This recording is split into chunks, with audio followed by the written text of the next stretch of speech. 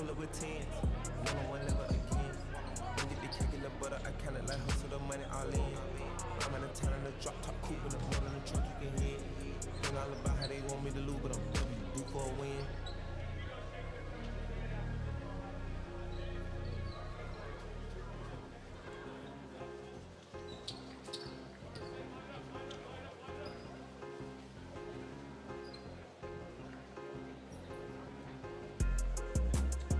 Welcome, fans, to WECU Court in Carver Gymnasium for tonight's second game of the West Regional Crossover Tournament, featuring the Cal State Dominguez Hills Toros and your Western Washington Vikings.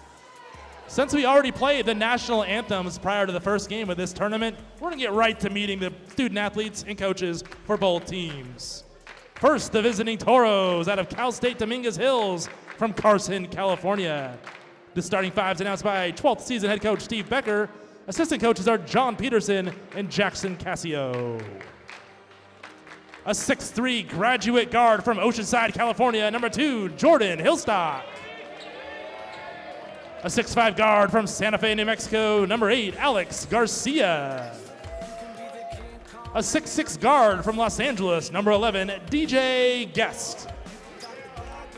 A 6'2" junior guard from Hawthorne, California, number 25, Jeremy Dent-Smith. And a 6'8" senior from Redondo Beach, California, number 35, JT Tan. Fans, those are your Cal State Dominguez Hills Toros. And now, for the first time in 24-25, let's meet the Western Washington Vikings.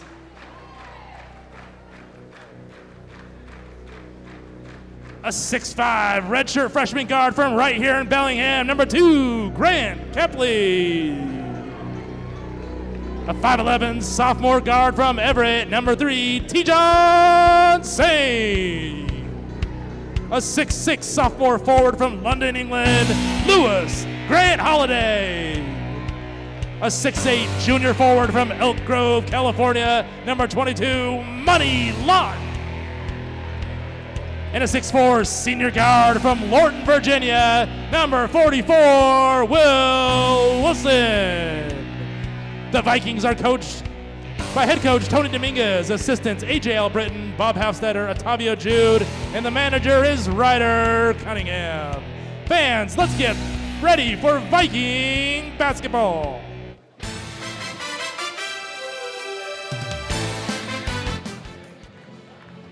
Hello and welcome back to Carver Gymnasium. We are set to tip off the 2024-25 Western Washington University basketball schedule. I am Aiden Rice alongside Butch Kamena. So good to be with you here on Vikings TV as Western Washington takes on Cal State University Dominguez Hills. Butch, what do you think of this matchup? Yeah, it's that standard season opener.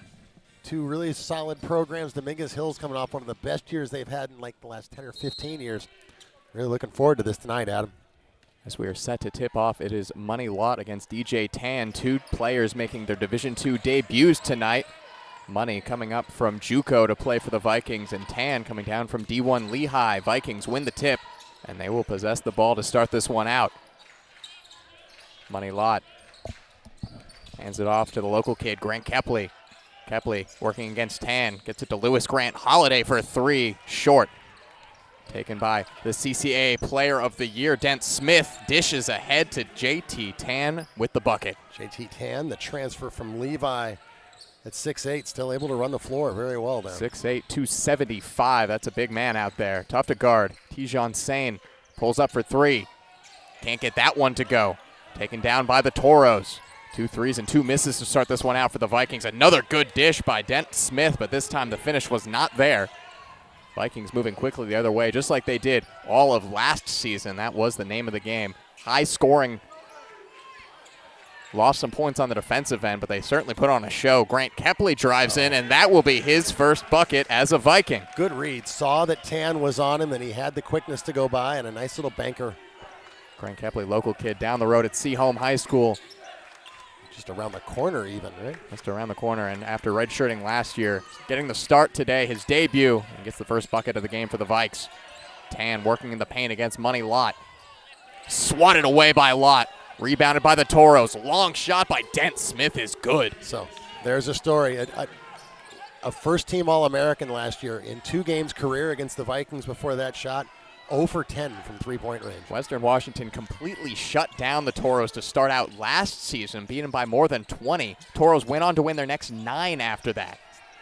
So Will Wilson is back on the court for Western Washington. Grant Kepley pulls up, and that one is contested and off the glass. That's what the Toros did so well last season, as Dent Smith goes straight to the rack, and he can't get around Money Lott.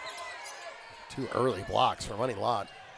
Quick transition 3. That one is short. A 2-point attempt. The rebound comes out with Western Washington. Tijon Sane able to scramble to get there. Drives and kicks to Kepley. Wilson for 3. No good. Air ball. Vikings cannot find the pace as far as 3-point shooting goes right now, and that's going to be Toros' ball on the baseline. So Western Washington missed their first 3 3-point attempts. They shot close to 50%, make that 4 3-point attempts in the matchup last season. Yeah, 3-point shooting has been the difference in the 2 Viking victories the last 2 years when these teams have faced each other. Pull-up jump shot from Hillsock is short, off the rim and rebounded by Will Wilson. Maybe tightening up the rims this year in Carver Gym. A little less bounce. Tijon Sane thought about the shot. We've lost our story that we say every single game. We can still talk about it for a year now. We can. For the change, right? Wilson drives in. He's got Grant Halliday on the end, but he gets it out to Tijon Sane. Step back 3-pointer. That one is good.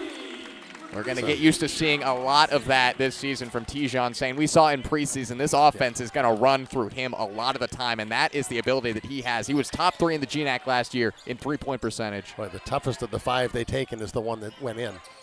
Nice little step back from about 3 feet behind the line. They do cash it in to tie it up at 5. Slow start to this one after some misses from the Vikings, and good defense on the other end. They hand this one off to Dent Smith, and a shot in the end won't go. Toros not getting anything done in the paint right now. Tijon Sane kicks it to Grant Halliday. Reverse layup is good, nice. And the Vikings have their first lead of the game.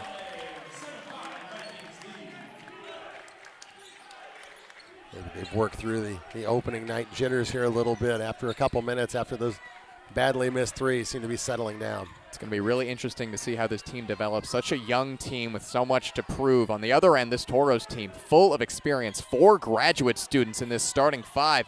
One of them pulls up right there in DJ Guest, and he can't get the 3 to go. Wilson quickly the other way, uses the body, and it's rejected by Tan. Out, Vikings ball. We're going to see our first changes, and that will be a media timeout. Vikings lead 7-5 at the first break here. 15:50 left in the first half when we return on Vikings TV.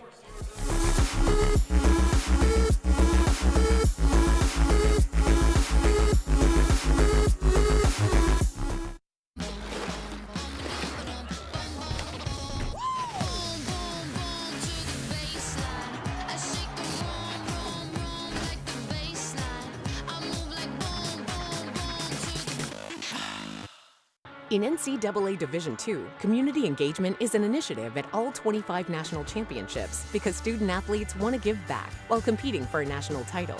Over the course of the year, Division II student-athletes have an opportunity to leave a lasting impression in local communities throughout the country. Whether Division II student-athletes are volunteering at hospitals, schools, after-school care programs, foster homes, or retirement villages, they make a difference in the lives of others. In Division II, we rise to the opportunity and make community engagement ours.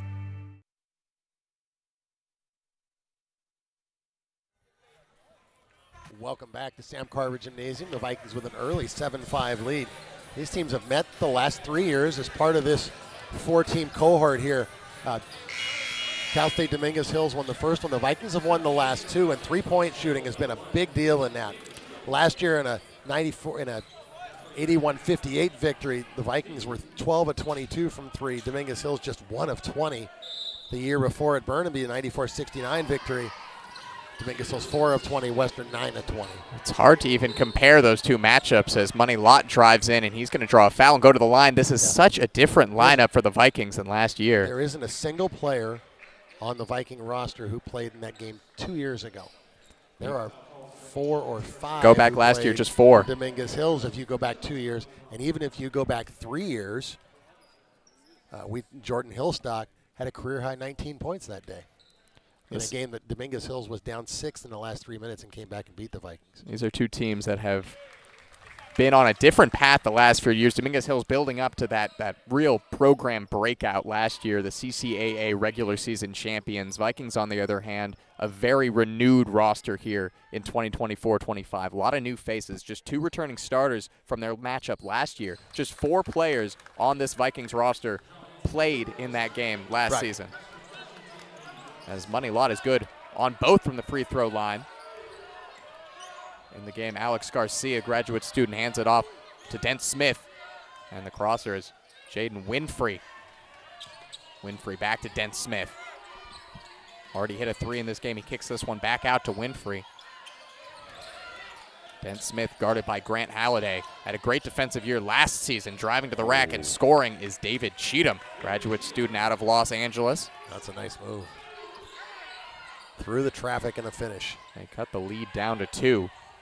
Dominguez Hills was a team that offensively used the three-pointer a lot last season. A lot of the same personnel as last year. As the foul is committed there by Dent Smith as Grant Kepley drove into him, caught an elbow. Jeremy Dent Smith, CCAA Player of the Year last year, as they said, an ABC Division II All-American, a first-team All-American, 17.6 points a game last year. Had a 41-point game against Cal Poly Pomona where he hit 9 threes. Selected as the Division II National Player of the Week for that performance, as Will Wilson is stripped going to the rack, taken away by Alex Garcia. And driving in transition is Cheatham. This time the layup does not go, but a foul is called, and they will shoot 2. It's going to go against Dejan Lott. Lott catching the arm there on the drive. Lott, a really interesting JUCO acquisition for Western Washington. A player who just tore it up down in California, averaged a double-double in the 2023-24 season for Sacramento City College, was a conference MVP. Big physical presence, and he can immediately make an impact on this team. Here's an interesting one for you. You know Abigail Trengrove, you call soccer. Of course. Her father is the PA announcer at Sacramento City College. He's a great guy, too. He says hi to me at every single game. As the free throws from David Cheatham fall, and it's knotted up at 9. Tijan Sane lost the handle, and they're going to say that it came off of Jaden Winfrey. Winfrey does not agree, but Vikings will avoid a backcourt turnover. Toros come into this game, preseason ranking in the nation, number 12. A lot of expectations, very experienced team, CCAA regular season champs last year. Were dumped out of the first round of the NCAA tournament by Central Washington, as that's a turnover on a missed pass on a drive and kick attempt. They ran into a very hot Central Washington team at that point. The Wildcats really put it together the last few weeks of the 23-24 season. Wildcats dropped 110 on the Toros in the first round of the West Regional. That's a nice move and a good drive by Winfrey. Gets by Lott and scores. And a foul.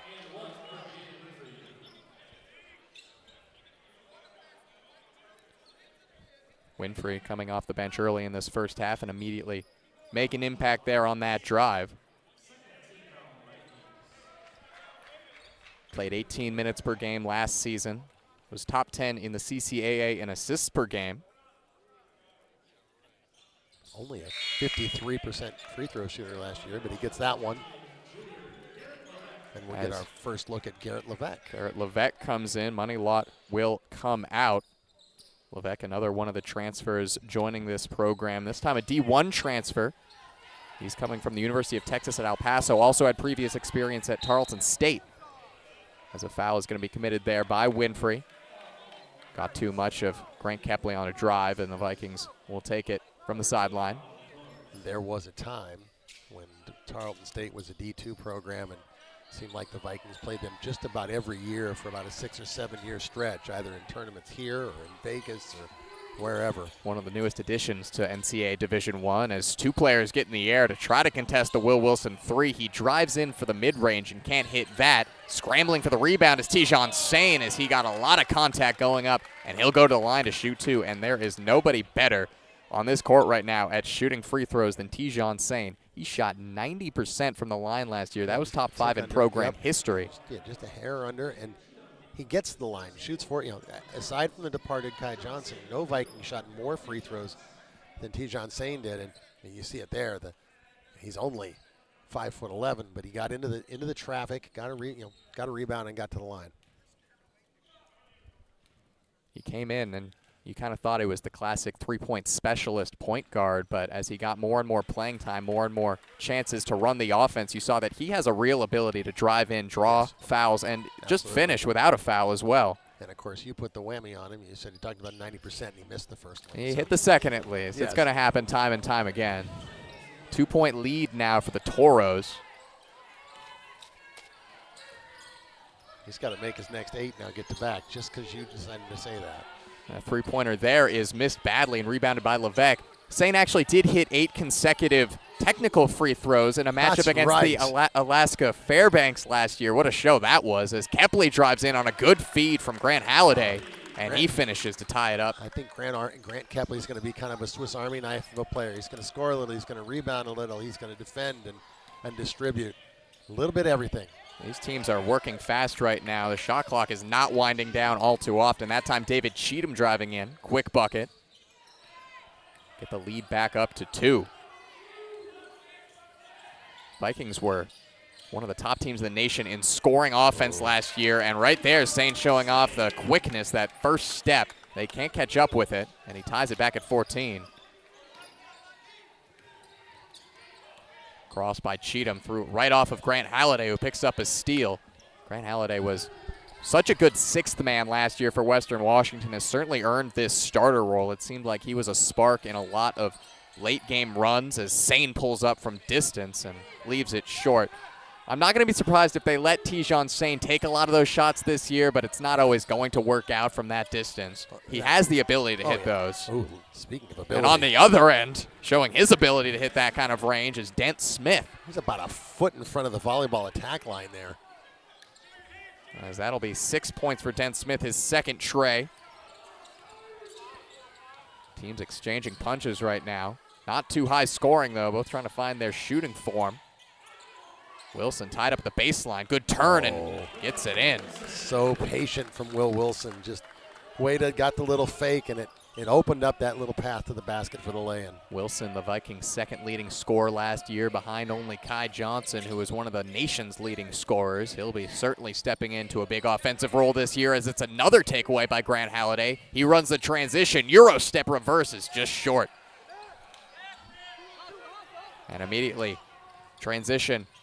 Cheatham hands it off. Well taken by Adam Afifi. Afifi is going to be a big part of the Toros lineup this year. Transfer actually from Division II CCAA rivals Chico State. He was an all-CCAA honorable mention last year. Adds to an already experienced and talented Toros lineup. Long shot by Will Wilson is short. Comes out to Sane. Sane directing traffic. Just takes it himself in the end and hits. And that is going to bring us to immediate timeout. Tijon Sane ties it up at 19 apiece with 11 minutes to go. We'll be right back here on Vikings TV.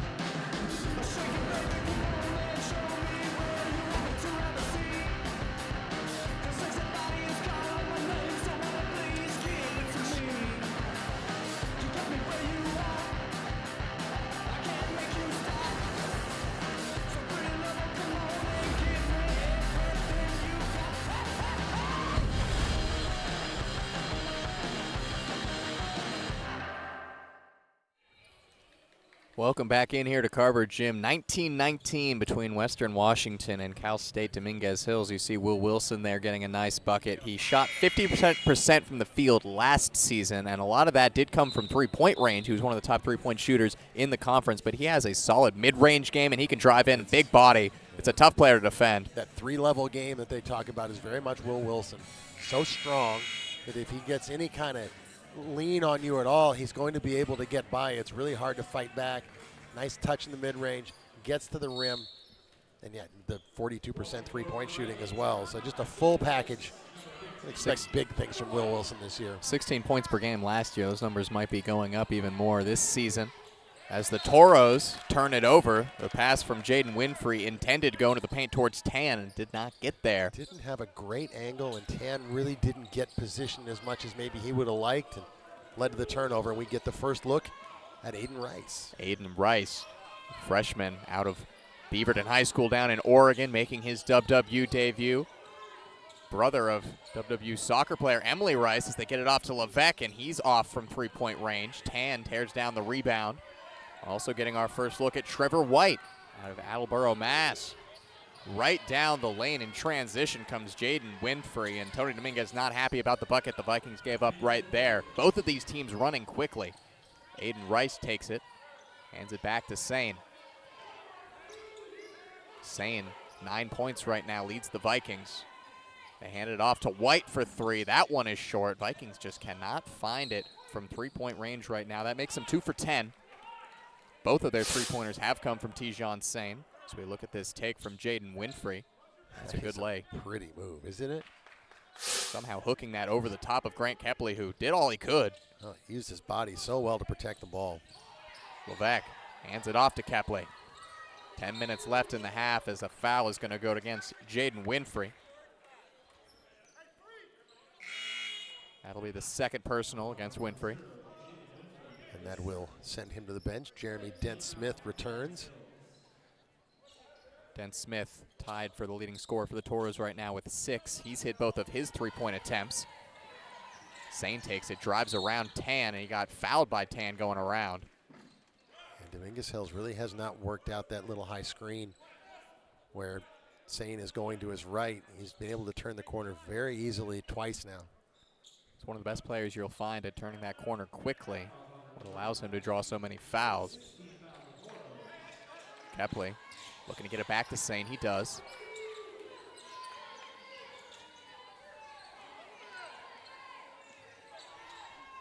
In the corner, White left all alone. Can't hit. Kepley took a hand up to the face, but it's rebounded by Tan. The Toros bring it down the other way. We may need to bring that soft rim back.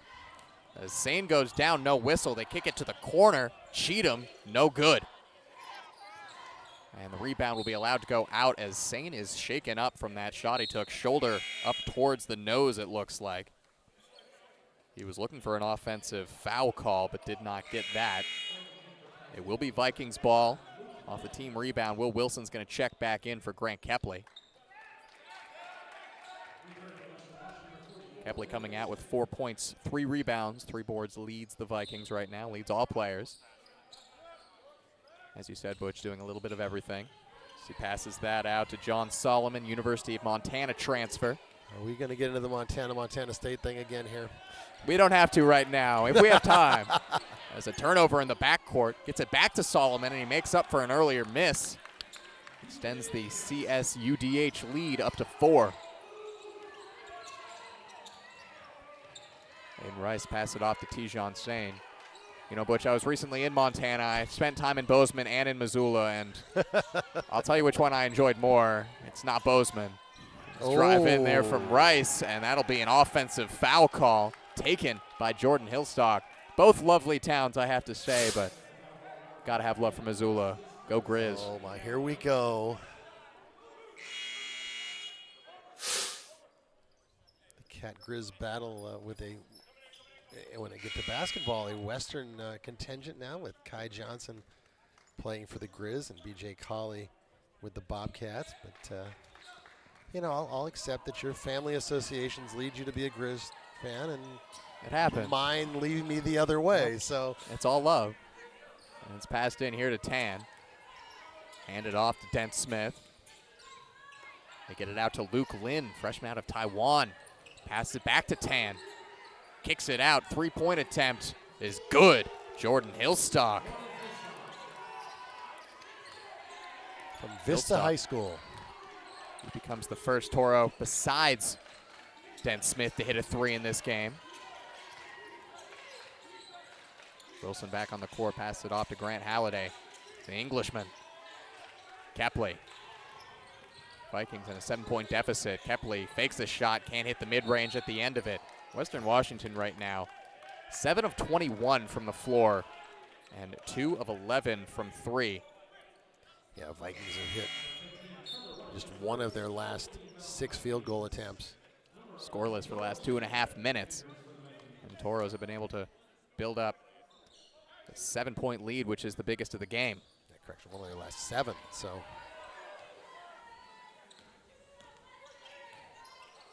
DJ Guest hands it off, and off the mark is Dent Smith. Rebounded by the Vikings. Kepley will run the floor, brings it up the court. Guarded by Dent Smith, hands it off to Lewis Grant Halliday.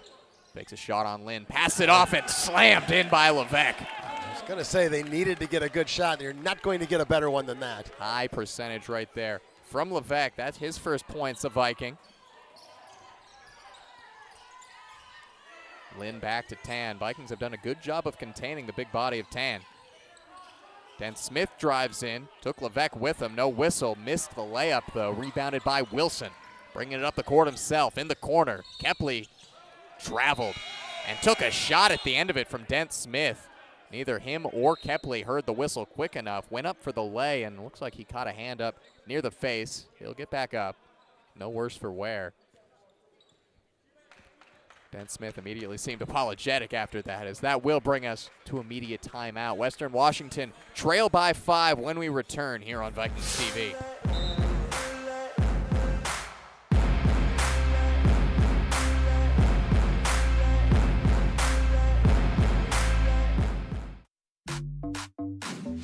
Original, never compromise. Nobody can mess with my copyright. Make it look easy, you don't have to try that.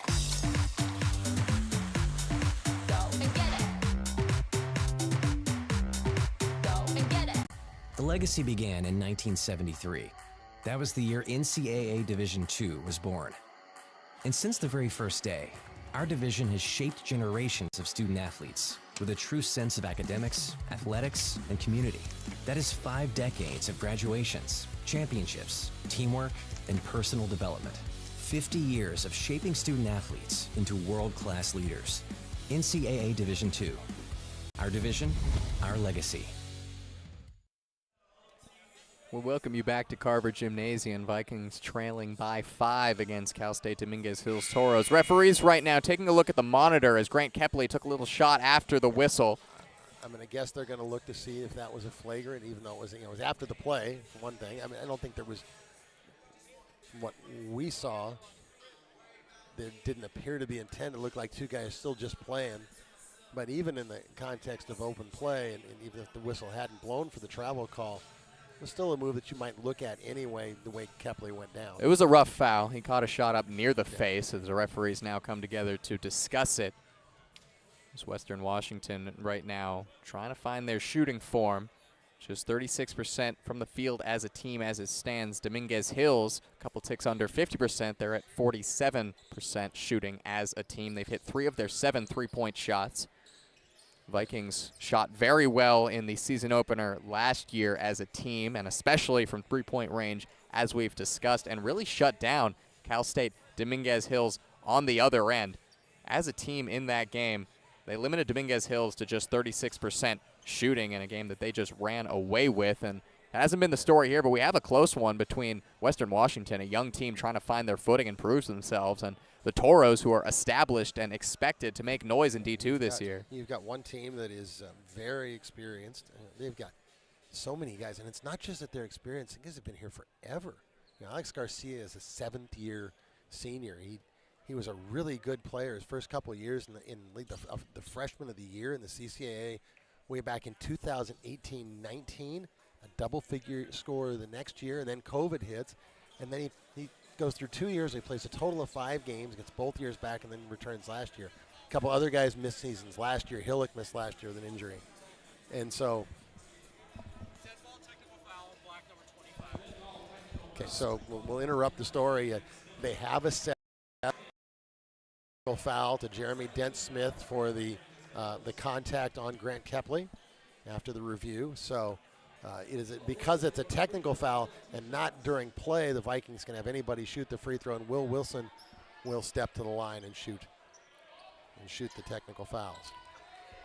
It's a tough call to make there because Dent Smith and Kepley both seem to think the play was ongoing, and you have to call that as a dead ball foul because it happened after the whistle, but it was, I believe, inadvertent that it happened after the whistle. Don't think there was any malice in that, no. Wilson hits a couple. The Vikings will retake possession. So Wilson now up to 4 points. And the Vikings now just down 3 a moment ago, being down 7. Vikings breaking a almost 3-minute scoreless run, getting back into this one. 7 minutes left in the first half as Will Wilson stepped out. It's something we see a lot here at Carver Gym. You got to wonder if the lines are different than elsewhere because a lot of people just inadvertently stepping out there in the corners. Maybe it's got a little indentation onto the floor there. You see it pretty often, and Cal State Dominguez Hills hand it back to their player of the year in Dent Smith. Passed it inside. Afifi over the top of Wilson and Levesque. They ran a set to get him that entry. He was very patient with little half hook. Afifi, a 12-point per game player last season at Chico State. Jordan Tate on the floor now for the Vikings. Kepley past Dent Smith all the way to the hoop and lays it in. Kepley settling in well right now in his D2 debut. That's his 6th point. He's also got 3 rebounds. He gets the big assignment here against Dent Smith, although the switch very quickly there. DJ Guest hands it off to Garcia. That is something the Vikings probably will do more this year, a whole lot of switching on the perimeter with the kind of lineups that they have. You look out there right now, and there's 5 guys between about 6'4" and 6'7", who can all kind of work together and switch. Dent Smith driving all the way in, too strong on the layup. And there's going to be a jump ball called at the end of that, and the possession arrow is in favor of Dominguez Hills. You talk about the smaller lineups, Butch, and how they're going to have to adjust defensively. The loss of players like B.J. Cawley and Nick Velp. It's a tough turnaround to make, especially with bringing in a lot of new players. You have people coming in like Money Lott who can try to fill that void, but you know, big physical presences like B.J. Cawley, it's tough to replicate that physicality. I suppose the flip side is you're going to do things a little bit differently. It's nicer to do it with a whole bunch of new people who aren't set in their ways, right? Absolutely. So it is a kind of a fresh start in some ways. Jordan Hillstock on the dribble. Passes it in. Me. That'll be Adam Afifi with a step back mid-range. Face up. Yeah, that was pretty. Kepley to Tate. Tate got rotation minutes last season as right there Grant Halliday trying to do a little bit too much. Backwards pass around the defender and beyond the reach of Will Wilson. Conceptually good, execution not quite so good. Turnover number 7 for Western Washington. Toros have 5 turnovers. Dominguez Hills a positive turnover ratio last year. They did very well in controlling the ball. It's Garcia on the dribble. Guarded by Tate. Now pass it back to Afifi. He's got the hot hand. Dent Smith. 3-pointer by Hillstock is short. Rebounded by DJ Guest. He puts it back up and can't get it to go. And he got fouled, I believe, on the way down trying to get his second rebound. Committed the foul. It's going to go against Afifi. Frustrating trip right there for Dominguez Hills. They get a solid 3-point chance and a putback opportunity, and unable to finish there is DJ Guest. Yeah, you didn't expect DJ. I don't think anybody expected DJ Guest to miss that putback. We go to the other end now. The Vikings in the bonus, and Louis Grant Holiday will shoot a pair. Early or foul trouble excuse me, for Dominguez Hills. He's coming back into the game. Is going to be David Cheatham. He will replace DJ Guest. David Cheatham, 6 points in 6 minutes so far. It's been effective. Grant Halliday averaged 3.6 points, 2.3 rebounds a game last year, but he also had about a steal per game and shot an impressive 85.7% from the free throw line, and that time the whammy does not come back to haunt me as he hits the first of the 1-and-1. Your experience, you're learning how to overcome it, aren't you? I am. It's a long process. Do you do that with penalty kicks too? It's a little bit of a higher percentage, luckily, for penalty kicks. It's never happened. He hits both free throws, and that is going to be a 30-second timeout called by Tony Dominguez. It will not stretch, so we'll stay right here. Butch, what do you make of this game so far? How are the Vikings adjusting to the start of this season? Intriguing. They've had to find ways to generate points on a night when you're not shooting well. 9 of 23 from the field, 2-11 from 3, but they've hung in. You look at this and you look at some of the numbers and you could think they could easily be down 8 or 10 points. You know, more turnovers, getting out rebounded, not shooting well, and yet one of the things they've done is they've gotten to the line. 8 free throws to just 3 for Dominguez Hills, and that's helped them stay in it. Some impressive performances. Tijan Zane, 9 points, and been impressed with Grant Kepley, 6 points and 3 rebounds. As he said, he has a tough matchup tonight in Dent Smith often. Vikings getting to the line, I'm sure, will be important for them this season. They were the best free throw shooting team in the GNAC last year at 77%. That was 26th in the nation in D2. Certainly a strong point. Cheatham passes it into Afifi. Back to Cheatham, guarded by Will Wilson on the perimeter. Garcia gets it back into Afifi, 10 on the shot clock. Dent Smith, a little space for a three-pointer. Can't make the Vikings pay, but Afifi brings down the offensive board. Garcia back into the corner. And the three-pointer is cashed in by Jordan Hillstock. Vikings giving up too many possessions for free right now. Some offensive boards, something that Dominguez Hills did not do well last year, is picking up offensive boards. Is right there, the Vikings turn it over on what was almost a saved turnover by Jordan Tate. Throws it right to the hands of Afifi, though. Dominguez Hills were second last in the CCAA in offensive boards, but second best in defensive boards, as Garcia is fouled as he drives in, committed by Grant Halliday. It's interesting to look at the statistical outlook of this team from last year, a team that did really, really well. They won a whole lot of games. They went 22-8 on the season. Their best statistical category was field goal percentage against, but other than that, there wasn't a lot that they were dominating in. They were playing well together. They were winning close games. Yeah. And the record in close games was outstanding.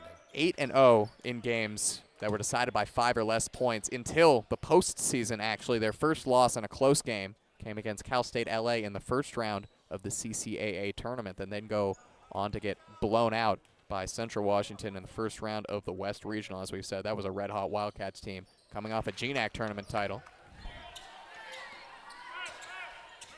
They cash in on the free throws, and it's back up to an 8-point lead. Kepley to Wilson. Back out to Trevor White. He hits a three, and Trevor White is off the mark as a Viking. His first bucket in blue and white. His third three-point attempt. Finally gets one to go as a drive and one from David Cheatham. What a take. He came off of that little handoff, and it was no hesitation. We see it here, and he just gets by Will Wilson, gets by Trevor White, and gets that layup. As we go to a media timeout, Cal State Dominguez Hills leading 37-30.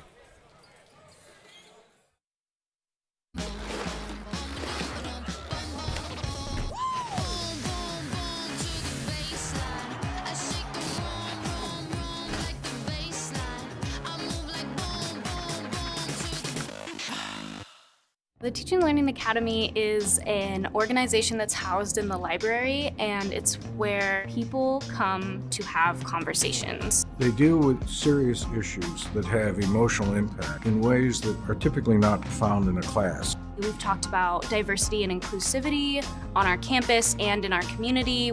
It not only enriches my education, but also impacts the ways that I can continue my leadership roles.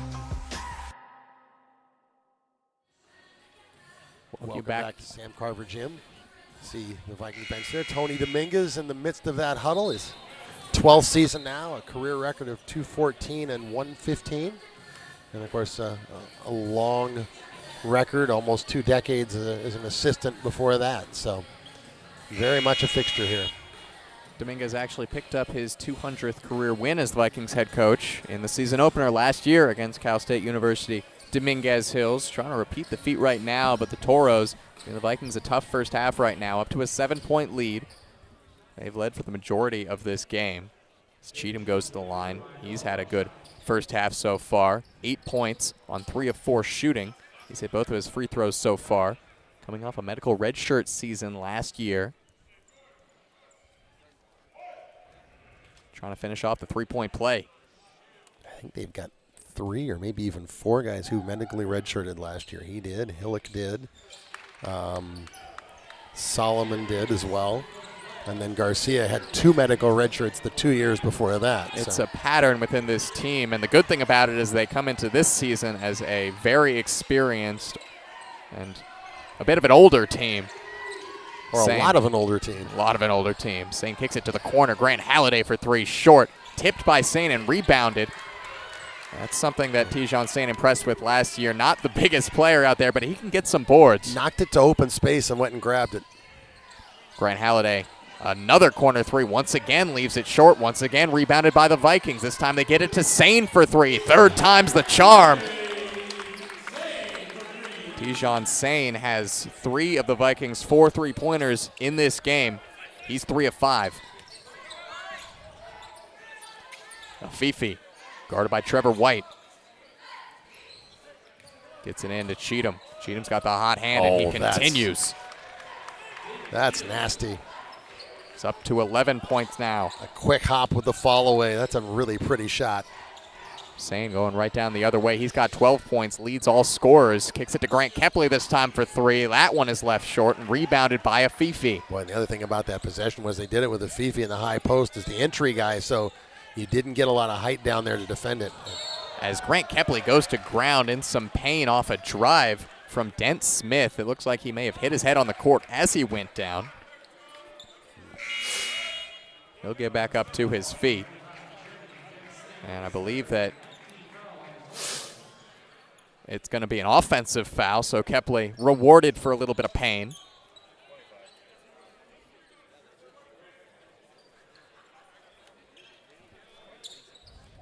Kepley so far, he's got 6 points. He's played the most minutes of any Viking, all 17. And he has taken a beating from Jeremy Dent Smith, first at one end of the floor and now in that collision there. And there's no, as we said, no malice in either of those, but the pain is real. Yes, Dent Smith playing a physical game, and Kepley has looked up to it so far. He's kept Dent Smith to just 6 points. Tijon Sane drives in. He's rejected by Afifi, who led the CCAA in blocks last year. Garcia in transition, gets the layup and one. So really quickly before we talk about that, we should note that is the 3rd foul on Dent Smith. So a bit of an issue for the Toros there. Alex Garcia, hard drive coast to coast, gets the lay-in. As we said, the 7th-year senior, Alex Garcia, led them in block shots last year. He had 27 block shots, almost a block shot a game. He had 10 more than anybody else in their roster as a 6'4 guard. It was not a team that blocked a lot of shots defensively or got a lot of steals, just a lot of contests, good defense, forcing tough shots, and it worked out. They played really solid defense. Barely 3 a game, yeah. Kepley to Levesque, who's back on the court, gives it off to Sane. Biggest lead of the night at 10 points here. Vikings trying to cut into that with 2 minutes left in the half. Sane guarded by Garcia, 10 seconds on the shot clock. Drives in himself, deflected pass is picked up by Kepley. Clock still running down to 3, a couple of fakes. Kepley, mid-range, air ball. And a foul is called on the rebound, and the Vikings happy about that. CSUDH not as happy, as the Vikings were bailed out from what would have been a sure shot clock violation, as he did not bring iron on that mid-range jump shot. You're Dominguez Hills coach Steve Becker. You've gotten a great defensive possession. You forced an air ball at the end of it with 1 second left on the clock. A foul gets whistled, and from here it did look like a legitimate call. Levesque rattles home the first free throw. Will Wilson will check back in alongside Aiden Rice. Grant Halliday and Kepley come off the floor. Kepley has not been able to sit down for really any time during this game, but he does get a rest now with 1:35 left in the first half. Yeah. Here you're in your first collegiate game, and you're leading everybody in minutes played. He's played 18 minutes in this first half. Shows the trust put in him by Tony Dominguez here in his redshirt freshman season. Luke Lynn, guarded by Sane. Lynn passed it back out to Guest, and now down to Afifi. Afifi a big block on the other end against Sane. He's been effective offensively as well, as that one is going to be a turnover against DJ Guest. Lost the handle as he drove in. You mentioned Luke Lin, a freshman from Taipei, Taiwan. The last player I can remember coming in here from Taiwan was BYU Hawaii's Jet Chang, a 6'5" forward who I think in his last year averaged about 23, 24 points a game. He was electric to watch. As Trevor White takes it direct and scores. Trevor White may end up being electric as well, yeah. Trevor White, a couple of buckets now in his Vikings debut. Lynn, an interesting story. 2024 NBA High School Invitational Tournament for the Taipei tournament. He was a 22-point-a-game scorer in high school. Three-pointer is off from Dominguez Hills. Vikings another chance to cut into the lead. They're going to give Sane a chance from deep, and he knew as that came out the hand that was twine.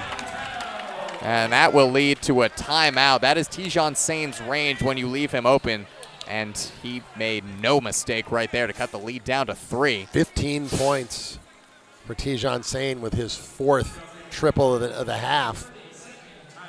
He has been critical to the Viking attack in this first half. Vikings in the blue-white inter-squad scrimmage. Tijon Sane had a 40-piece, and it seemed he was shooting just on every single possession. A lot of them were going in. Not too many of them were three-point attempts. He was driving and getting buckets on a lot of those. It's going to be interesting to see how he fits into this offense and how that three-point shot will continue to develop. He's a gym rat. You can, anytime you're on campus here at Western, you can come to Carver and you can see Tijon Sane putting up shots, and it pays off.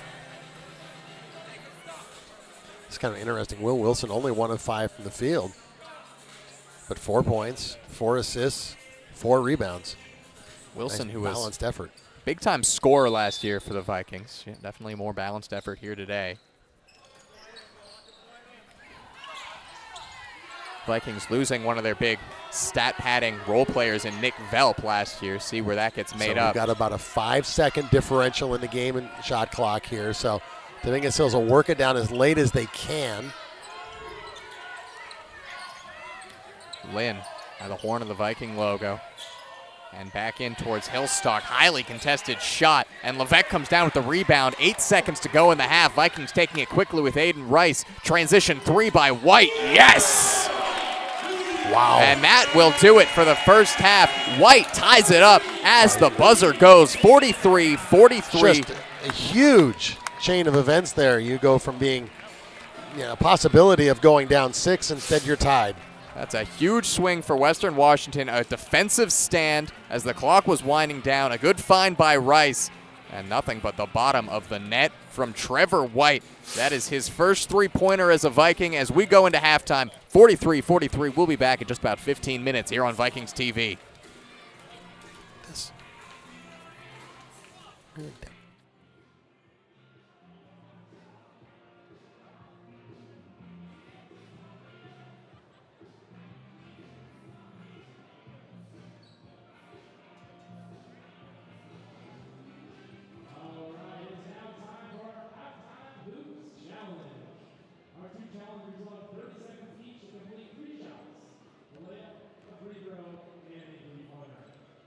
Here's our first competitor ready.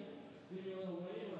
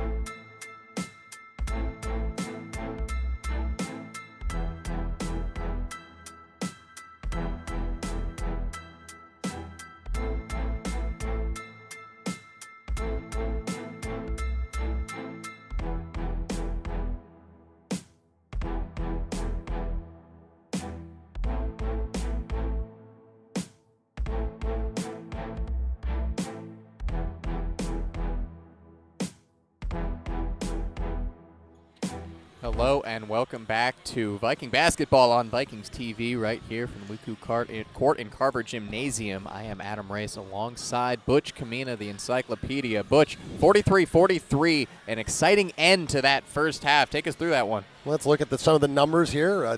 Cal State Dominguez Hills shooting 48.5% from the field. The Vikings 42. You see the three-point percentage is about even. Free throw percentage is about even, but Western did have 3 more attempts. Slight edge in the boards. The turnovers ended up even after the Vikings had more turnovers through most of the first half. Individual scoring, 15 points for Tijan Sane, 5 of 8 from the field, 4 of 6 from three-point range. 8 points off the bench, most of those late in the half for Trevor White, including that critical bucket at the end of the half. 6 points for Grant Kepley, 4 for Louis Grant Holiday, 4 for Will Wilson and Garrett Levesque, and then 2 points for Money Lott. So the other end of the floor, a great half for David Cheatham, 11 points on 4 of 5 shooting, 6 points for Jordan Hillstock, 6 points for Jeremy Dent-Smith. Keep in mind he has 3 fouls, the All-American. 6 points for Adam Afifi off the bench, and then 5 points for Winfrey, 5 points for Garcia, 2 each for Tan and Guest. A 43-43 tie, a very entertaining half. The Vikings were down with about 90 seconds to go in the half by 10. They ran off 10 straight points, were able to get back into this thing, lock it up at halftime. We have an exciting second half in front of us. Absolutely. Vikings really locked it up, as you said, down the stretch there. Didn't allow a point for the last 2 minutes for Cal State Dominguez Hills, and it was a game that it looks like Dominguez Hills was trying to get a real advantage in. They were up by as much as 10 before the Vikings came back. Vikings have only led briefly. Their last lead was at 9-5, but they're right in this one with that last run. And Tijan Sane, as you said, 15 points. He had 10 per game last season. I would not be surprised to see him getting 20 or more a game this season. If they run the offense through him pretty often, I mean, he can score in bucket loads. Always finding that balance as a point guard. When do you take your shot? When do you distribute? And tonight they've needed him to shoot the ball, and he's done it well. We should mention one other score. Another Cal State Dominguez Hills Western Washington matchup down at the other place. And Cal State Dominguez Hills defeating the Western Washington women's team 76-50 tonight. 12 points each for Olivia Wickstrom, for Allison Deaver, the new transfer from Utah Tech, and Mason Oberg to lead the Vikings. Excited to see Western women tip off their first game at Carver Gymnasium on Tuesday against Cal State East Bay. As we are back underway, Dejan Lott pulls up for 3 at the start of the half and misses. Money Lott missed a lot of that first half after picking up 2 quick fouls, but he'll start the second period of play here. Was able to shoot at about a 36% clip from long distance at the JUCO level, but he's off the mark this time. Dent-Smith, he's got 3 fouls, back on the floor. Drives around Lott and contested by Kepley, and he can't get it to fall. Kepley in the corner for Grant Halliday. Vikings looking for their first lead since 9 minutes left in the half. That one was up on the rim and contested. It's going to be Vikings ball.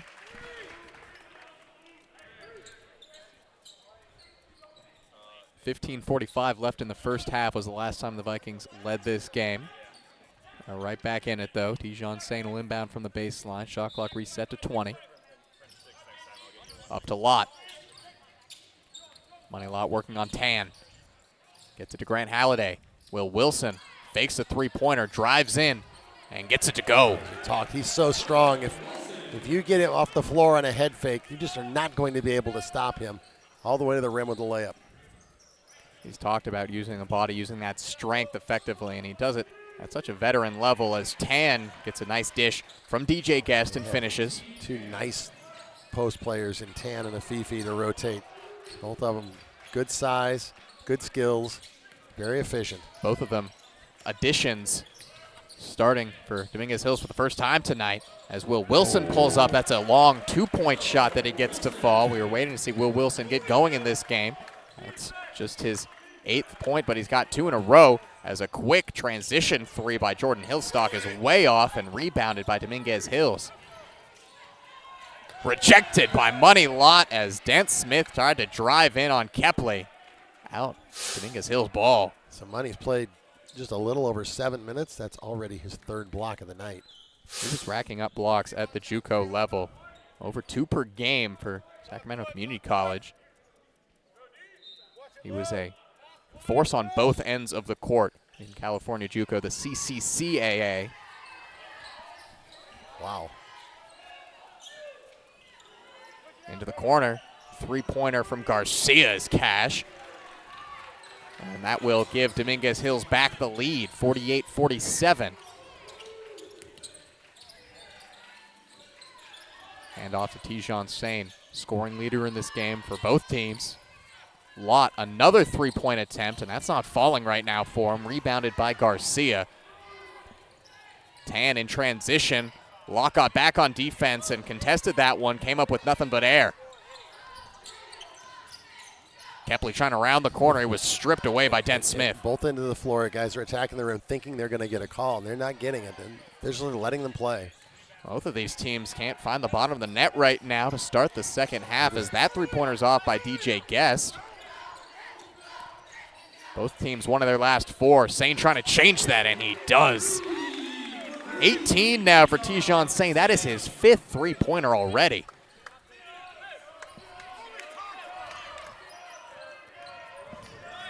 DJ Guest the other way, gets it to Garcia.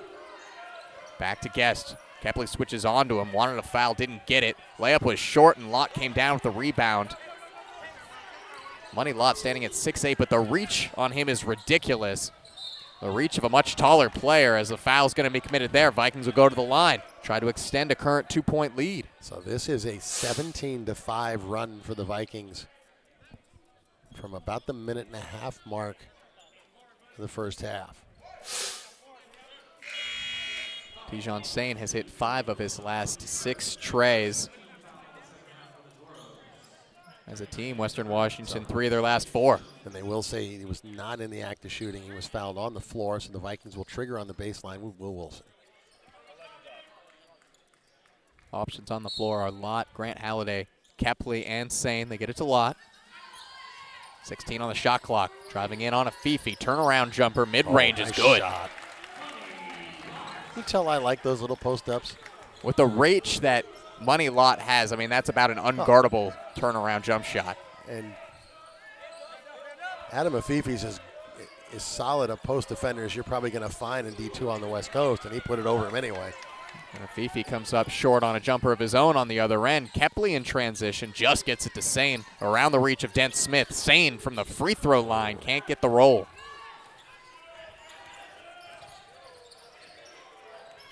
Dent Smith the other way. He's got 6 in this game. He's just 2 of 10 from the field right now. Vikings have done a really good job of shutting him down offensively. Garcia can't get that corner 3 as Cheatham goes up, gets the rebound, and gets the foul. David Cheatham out of University High School has been the star so far for Dominguez Hills as we go to our first media timeout of the second half. Vikings, biggest lead of the night for them. It's up to 4, 52-48 when we return. Original, never compromise. Nobody can mess with my copyright. Make it look easy, you don't have to try that. Go and get it. Go and get it. It's important that what I do as a job is something that I find meaningful. I ended up applying to the cybersecurity program at Western. The aspects of the program that really stand out to me is the hands-on experience. Being able to work interdisciplinary and bring cybersecurity to marine science, bring it to communications, bring it to everything, is what really makes it interesting.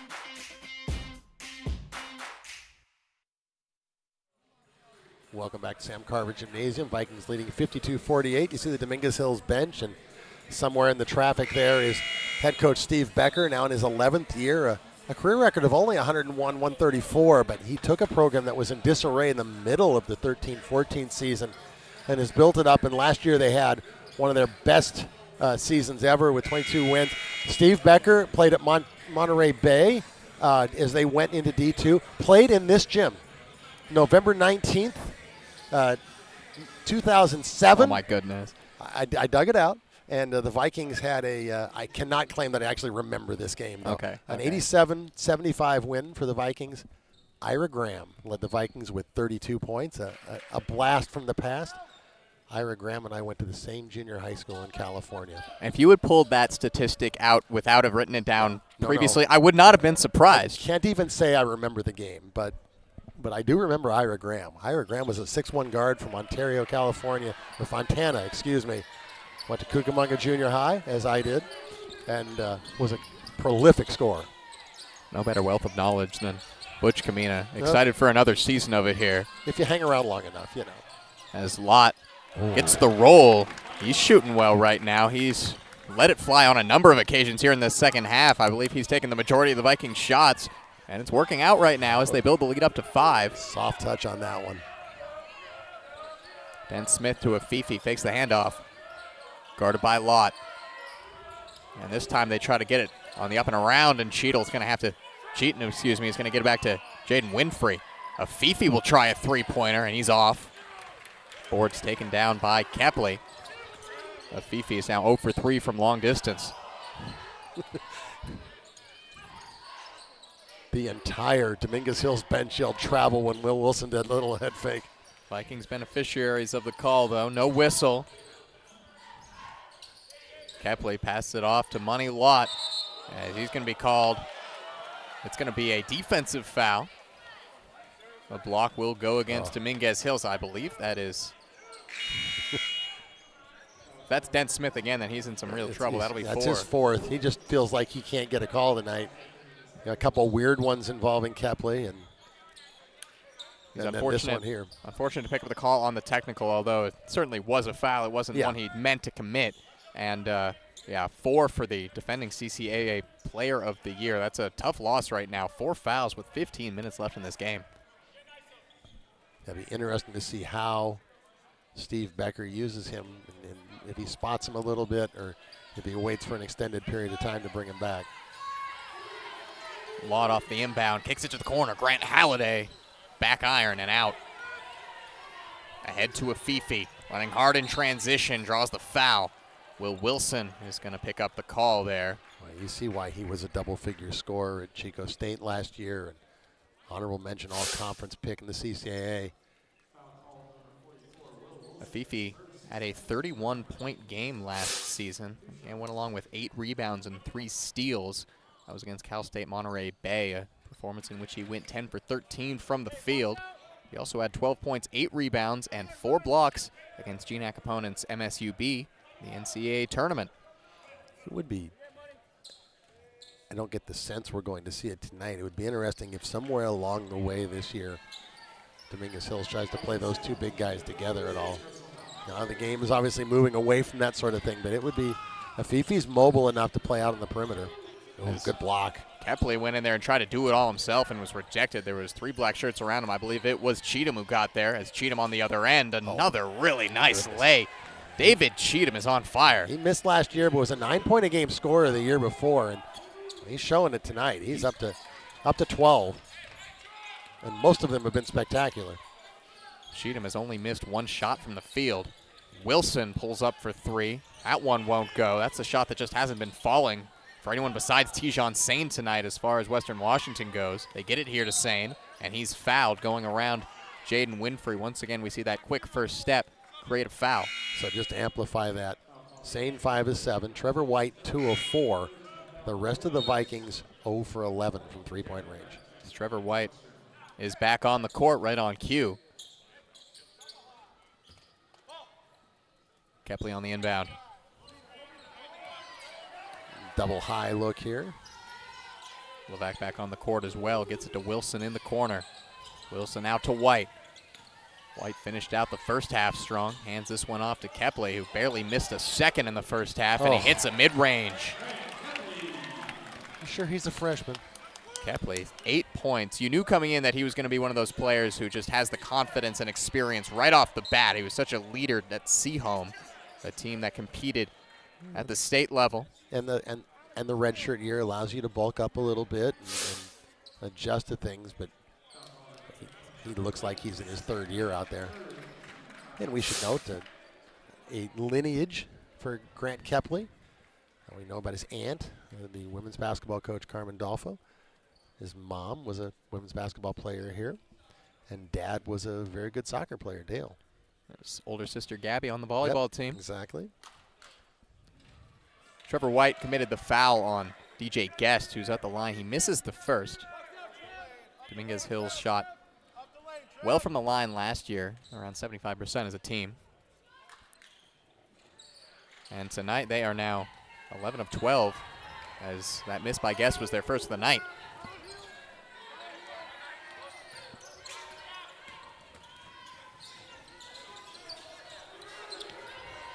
Sane tried to kick it to the corner to Will Wilson, running in to intercept the pass. Was Guest, but he ran out of bounds in the process. And it's consistent, but they are allowing a lot of bumping and contact on the dribbler tonight.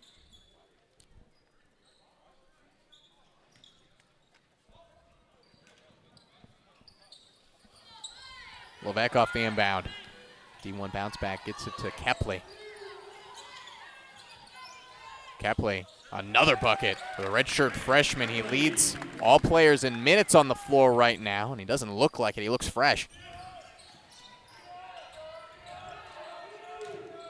Cheatham somehow splits the defense but misses the layup, and the rebound is fumbled away by Levesque, who's frustrated with himself. It's going to be Toros' ball.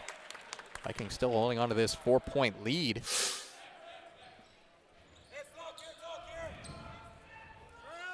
That's a nice move by Kepley. An in-and-out move to get a shot from the elbow. Just enough separation on Guest.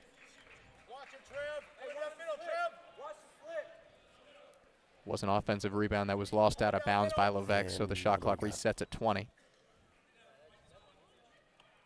Excuse me, they're going to go up to 28.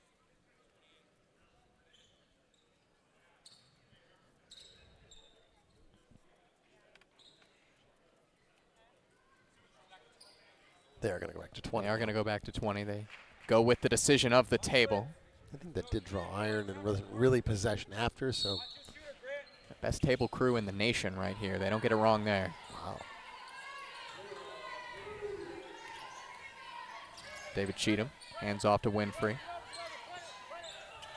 Corner three by Hillstock is off the mark, and this time Levesque is able to secure the rebound, but passes it right back to Winfrey. Cheatham, good dish, and a Fifi is rejected by White, but it's a foul.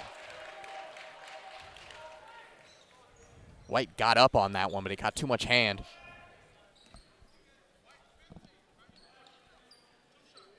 Nice little pass by Cheatham there.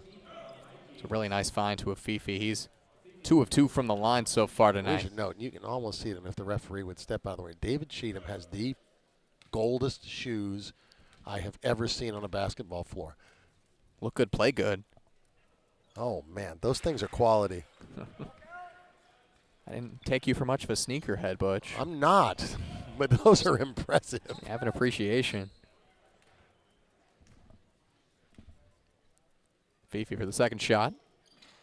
Leaves it short. White takes down the rebound. And the Vikings almost turn it over in the backcourt. A couple times we've seen that tonight, a little miscue in the backcourt. Vikings haven't paid for it yet, but still some frustration from Tony Dominguez. Opening night, going to be a few little flaws. Opening night with a team that hasn't played a lot together. As White pulls up from the free throw line, and he's off the iron and out as a foul is going to be called against Hillstock because he gave Levesque an elbow on the way down. Now, I don't think David Hillstock had any real concept. He did swing that, He swung the arm out there.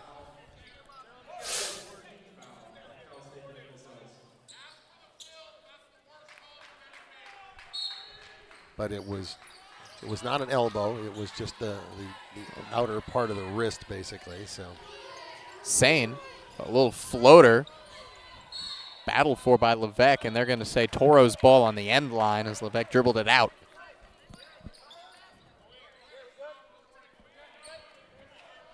Vikings on the day are 7 of 23 from three-point range. They're one of their last 6, and their biggest scoring runs have come when they've gotten hot from 3. That's, as we've said, only really come from Trevor White and Tijon Sane.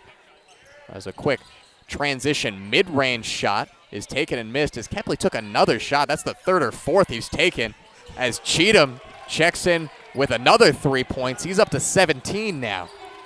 It's his first tray. We are tied at 58-58. Kepley has played 26 minutes. He's been hit in the face 3 or 4 times, and he's back here on the ball like nothing happened. 10 points, 5 rebounds, and 3 shots to the face. Gutsy. Wilson, nice crossover, drives in himself. What a take. A smooth handle, a lot of strength, and ability to score from 3 levels, as you're saying. I mean, it's all on display right now from Will Wilson. Makes it look so simple. Guest out to Winfrey and now to Afifi. Afifi didn't start this game, but he has now played 17 minutes, rotating with Tan. Hillstock gets the and one, rolls it in. Got the post up on Tijan Sane and went through him very aggressively. Got the bucket in, and will have the opportunity to give the Toros the lead. Just the first foul committed by Tijan Sane, as that will lead us to the second media timeout here of the second half. We've got a good game here, 60-60. When we return, don't go away.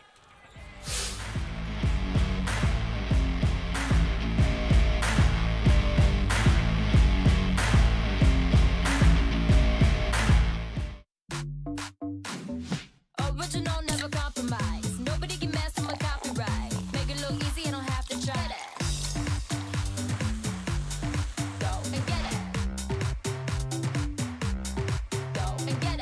Compass to Campus is a beautiful reciprocal relationship that's really centered on how to support young students to see themselves in a different kind of way and see the possibilities for their future.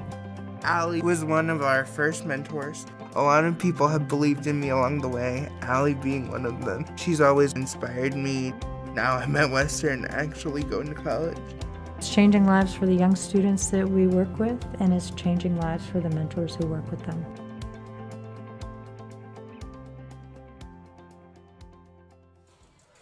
Welcome back here. 10 minutes, 54 remaining, and we are knotted up at 60 apiece between Western Washington and Cal State University Dominguez Hills.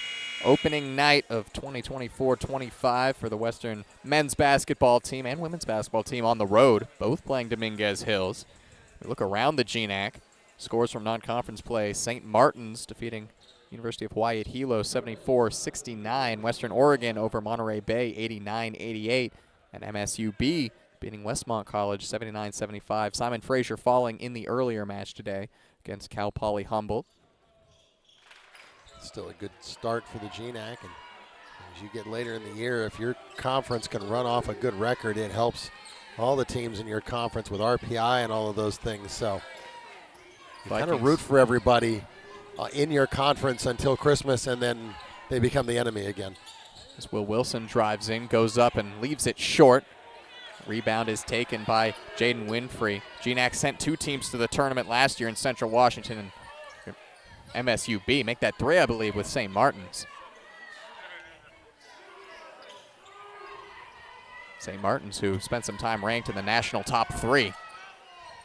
That one is passed off to an on-rushing Jordan Hillstock, kicked into the corner. Good movement here from Dominguez Hills. 6 seconds left on the shot clock. Afifi's rejected by Wilson. Kept alive as the shot clock expires. They hit. Wow. Jordan Hillstock on what looked to be a really good defensive possession for Western Washington, bringing the shot clock down, getting a big block from Wilson, and Levesque keeping it in bounds, and unfortunately just ends up in the hands of a shooter as Grant Kepley is now up to 12 points, 5 rebounds. Wasn't sure whether to dunk that, whether to put it off the board, and in the end he just put it over the rim and it went home. He's got the ups to go up and throw it down, but opting to lay it in there. 62-64 Dominguez Hills. This has been a close second half. Neither team has been able to open up any daylight, as that's going to be a steal for Tijan Sane. Swats it out of the hands of Cheatham as he was trying to receive the pass. Pass it ahead to Wilson. Wilson skips into the lane, lays it in. Will Wilson's been showing off the bag tonight. That is some really nice movement on that ball, some spin in there on the rim. 12 points for Will, and we get a whistle at the other end. So the foul is committed by Wilson on the other end. That is just such a nice take. He has been really effective after a slow start. He's now up to 12 points as we have some changes for Western Washington. Levesque and White check out. So we're going to see Money Locke come back in. Grant Halliday as well. Lewis Grant Halliday coming off of international duty this summer with Great Britain's 3-on-3 team that he has represented on a number of occasions. As maybe some blood on the jersey. It is a blood on the jersey of Grant Kepley. And I got to say, that's not too surprising with the way that he's been playing today. Vikings athletics trainer Mossa McGinn in there to get the white out, get that off, get him back in the game. He'll need a sub at least for now, but I'm sure it won't be for long. It's going to be Aiden Rice to check in the meantime. Aiden Rice, a player who really has impressed me in preseason, a guy who just plays hard, plays good defense, draws a lot of offensive fouls against him, and runs transition well. Coaching staff has just raved about him. He has been a very pleasant surprise. They knew he could play, but he came in with even yet another level of contribution to what they expected. As Dominguez Hills took that quickly, and it almost worked out, but Garcia couldn't finish the lob. Vikings bench wants to travel, but they won't be as mad as Garcia missed another layup. 2 in a couple seconds span, and the Vikings also are going to get fouled as they come down with the rebound. That's a bad 15 seconds for Alex Garcia for all the hard work he did to get that rebound and the putback, and then he kind of slaps Will Wilson across the ear, picks up a cheap one. It's about the worst 5 seconds you can have as a player. 2 misses and a foul. And we're back to 64-64. Vikings trying to retake the lead. First time in 6 minutes. And pass it off the head of Tijan Sane. He's muscled to the ground, no foul. Jordan Hillstock with the takeaway. Sane is slow to get back to his feet. It's a 5-on-4. And Dominguez Hills cannot cash in on that 5-on-4 as DJ Guest gets nothing but a bunch of 0-2 on that 3-point attempt. Isn't there a little bit of carbon and hydrogen in the air too? Just a little bit, not as much. No, that's true. That's I'm not a STEM student. That makes 2 of us. I almost failed AP chemistry back in high school, and I knew it wasn't for me. As Aiden Rice, he's going to turn that one over. Threw it right off of Jordan Hillstock on a quick reaction. DJ Guest drives in, lays, and one. DJ Guest, just his second bucket of the night. He was 1 of 8 before making it 2 of 8 right there. And laundry work done. Grant Kepley returns, and Tijan Sane is hurt, laying in front of the Western bench. I don't know if it's a cramp or...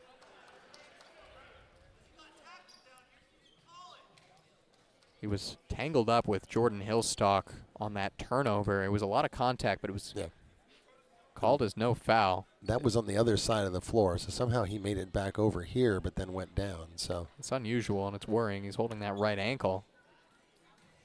Grant Kepley will check in back in the meantime. Aiden Rice didn't have a great cameo right there as he had a turnover and a foul. He's still in the huddle. Of course, if Tijan Sane has to come out, which is looking like he will, then Rice will stay back out there. This is not a good look right here for Tijan Sane, who's coming off a GNAC Freshman of the Year campaign. Not a player that you want to... No, and having a great opening night. 18 points, 5 of 7 from 3, 4 rebounds, 2 assists, 2 steals. He'll get back up to his feet, help with the athletic trainer. Clearly a little bit hobbled. That'll most likely do it for him tonight as there's only 8 minutes left. Hopefully we can see him back out there. Hopefully it's not too serious. Ankles are always a weird thing. You never know what somebody can... You take 3 or 4 minutes and you walk around on it, it loosens up, and it's at least okay for the rest of the night. Sane has had, as you said, such a good night, not just with the 18 points, but 4 rebounds, couple of steals, couple of assists, just 1 foul against him. He's cashing in the free throw as DJ Guest finishes the 3-point play and gives the Toros a 3-point lead. Kepley brings it up back on the court after the blood was cleaned off his jersey.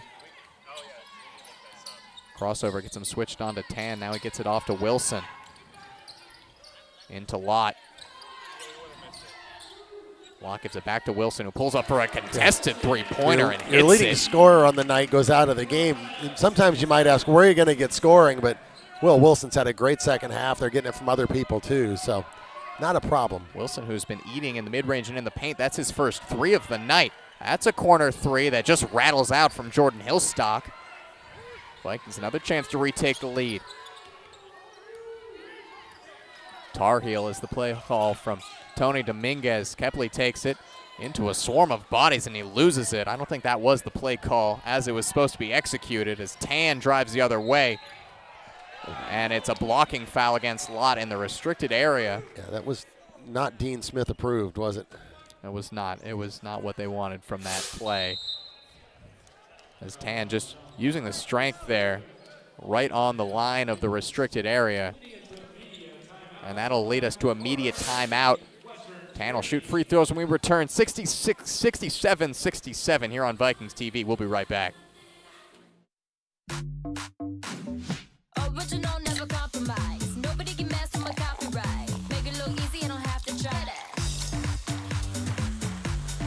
Go and get it. Go and get it. I would summarize my experience at Western as I was a guarded, nerdy kid who loved to perform, who allowed herself to put in the time and the effort to carve herself into something. Jump in the trunk, jump in the trunk, And whatever that was has led me to where I am right now, to be a fully realized woman. And I'm really thankful for the time and the effort that I put in for myself, because if I didn't do it, no one else was going to.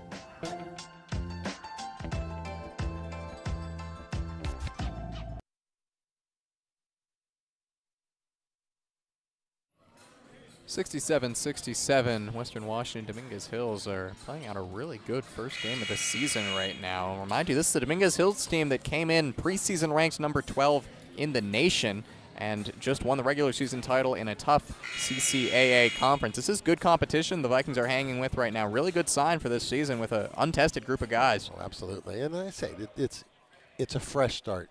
It's not a panic start. It's a fresh start, and a lot of really young, talented guys on this squad, and transfers that have come in and helped as the first free throw goes down for Tan.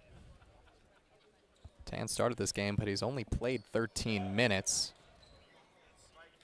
This will be his 6th point if he can hit the free throw. His first trip to the line. Misses, rattles it away. These two teams were shooting just about perfect from the free throw line for a lot of this game, but they've slowed down just a tick as it's gone on. Close game like this, free throws may just be the difference. Wilson lost the dribble, but he got it right back. Aiden Rice for 3. Yes!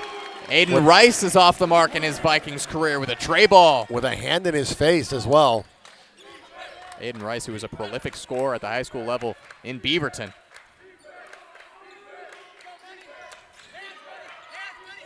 Tan with it, guarded by Lott. Pass it off to Garcia, back to Tan. Thought about the baseline mid-range shot, but drove in instead, and he drew the foul. It's going to go against Money Lott. That'll be his 4th foul. Player who got in early foul trouble, picked up 2 quickly in this game and had to miss a lot of the first half. And now, with 6.5 remaining, we'll see how Tony Dominguez manages his big center in Lott.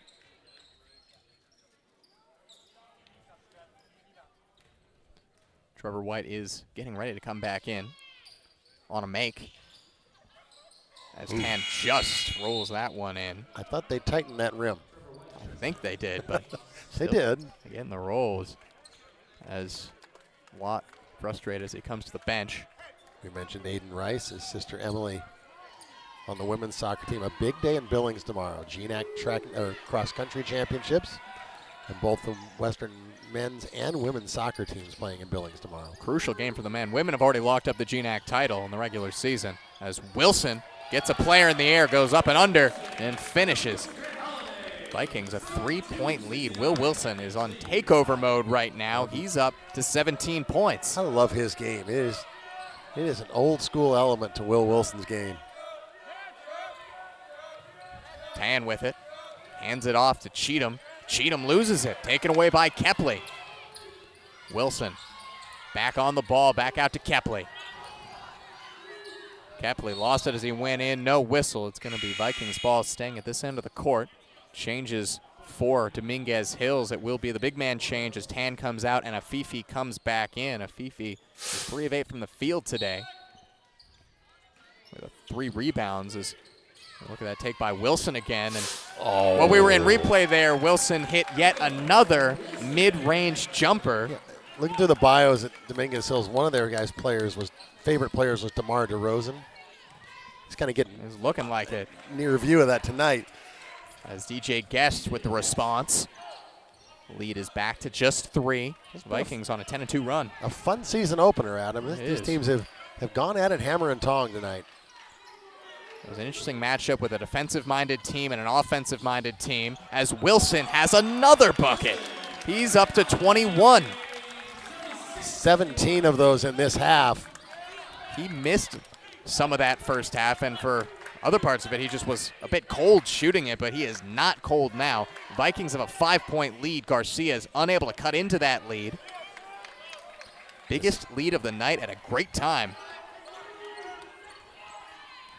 And executing well in the half court. Rice to Wilson.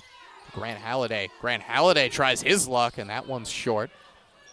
As you said, Butch, they're working well out of the half court. This was a hurry-up offense last year, which led to one of the highest scoring totals in the nation as Aiden Rice didn't get the call, and Afifi can't cash in the jumper at the end of it. Offensive rebound by Guest. He misses.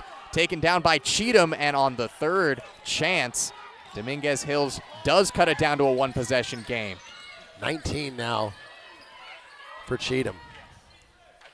Dominguez Hills leads 15-8 when it comes to offensive boards as Trevor White is fouled. He'll go to the line. You have to do a lot to get to the foul line tonight. Trevor White did it there.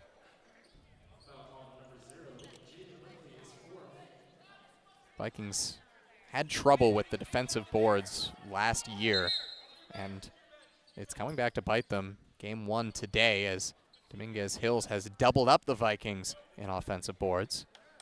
As the teams are going to go to their benches, as I believe the referees are going to take another look at this one. It was certainly a hard foul on Trevor White. Trevor White from Attleboro in Massachusetts, to the southwest of Boston. Attended Tabor Academy. Averaged 17 points, 8 rebounds, a couple of blocks, and a steal in his senior season. He shot 65% from the field as a senior. He was a first-team all-conference player. Yeah, really solid. You watch the video that the coaches had on him, and just an all-around player. Gets off the floor quickly. Didn't see a whole lot of him in preseason, but he's certainly proved himself so far as we look again at this foul. As Afifi had hand to ball. And to be honest, I don't see much there that'll cause anything more than a common foul. And I believe that is the decision from the referee. It's just going to be 2. We're going to dig into the reference books. Attleboro, once known as the jewelry capital of the world, according to the always reliable Wikipedia. You never thought tuning in that you were going to get a trivia on Attleboro, Massachusetts tonight, but here we are. Knowing the way we work, maybe people should have. Maybe they should have come to expect this. Just on the Rhode Island border, basically, in Massachusetts. So White will go to the line. First trip to the charity stripe tonight. He's got 8 points. And he had a couple minor injuries in the preseason, and so that limited his time in the exhibition games. But they are really happy to get him. And I can't recall in all of my history here a player from Massachusetts. I'm not sure I can recall one on any Viking roster, to be honest. It's unusual, especially for a player straight out of high school. Maybe you could expect that from a transfer, but it's interesting how that recruiting works. He hits both the free throws. Vikings are back up to their joint largest lead of the night at 5. Dominguez Hills trying to respond. They get it to Cheatham, and now in the corner to Winfrey. Winfrey to Afifi. Long shot from Dent Smith off the mark. And once again, Dominguez Hills brings down the offensive board. That's their 17th of the night. Dent Smith guarded by Grant Halliday. Winfrey guarded by Rice. 10 on the shot clock. Pull up, mid-range, high bounce. That goes off the shot clock as Cheatham is off the mark. He's been their star tonight, but he can't produce right there. That's just his third miss of the night. Western Washington will call a timeout. It'll be a media timeout. So we'll be back for the last 3 minutes, 36 seconds. Just a little bit here on Viking TV.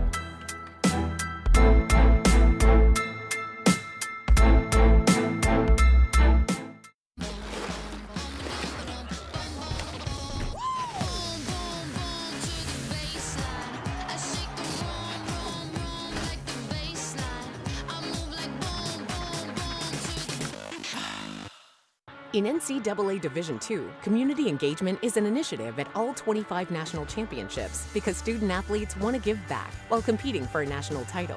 Over the course of the year, Division II student-athletes have an opportunity to leave a lasting impression in local communities throughout the country. Whether Division II student-athletes are volunteering at hospitals, schools, after-school care programs, foster homes, or retirement villages, they make a difference in the lives of others. In Division II, we rise to the opportunity and make community engagement ours.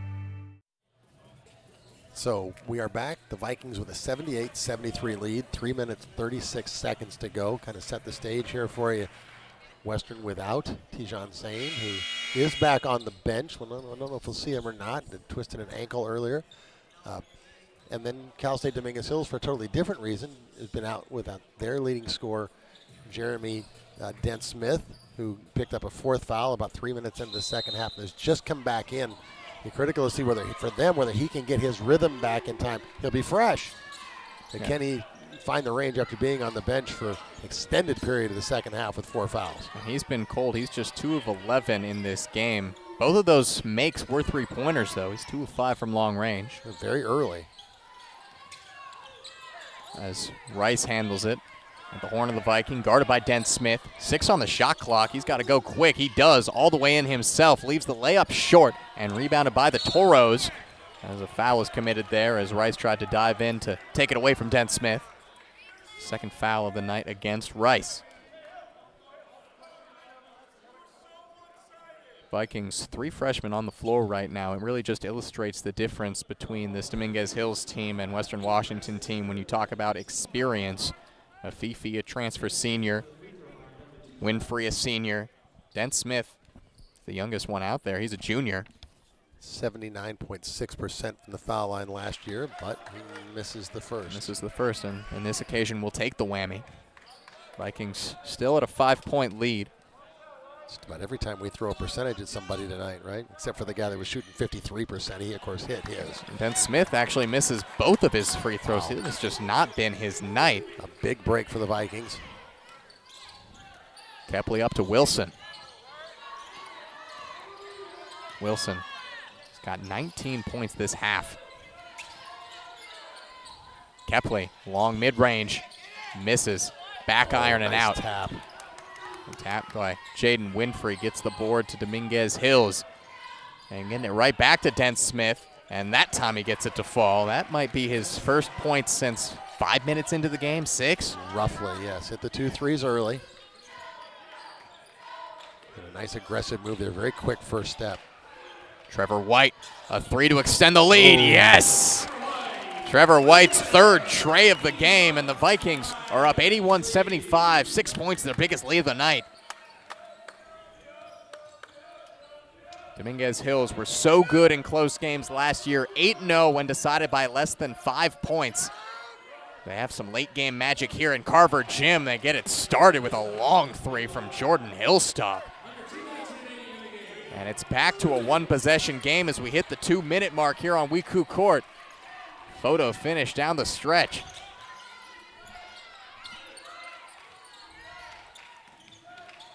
Grant Halliday to Rice on the perimeter. Back to Grant Halliday. Thought about a 3-pointer.